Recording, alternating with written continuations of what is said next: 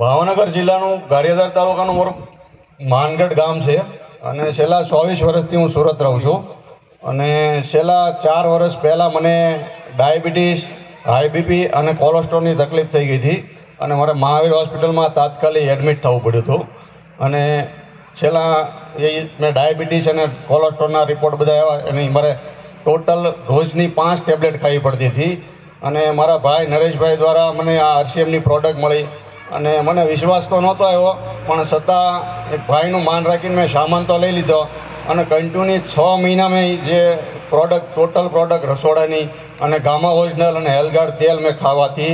અને આ ટોટલ જે બીમારી હતી એ બીમારીના દવા મારે 6 મહિનાની અંદર બંધ થઈ ગઈ અને અત્યારે 2.5 વર્ષથી કોઈ પણ પ્રકારની બીમારી નથી મને અને દવા પણ બંધ થઈ ગઈ છે અને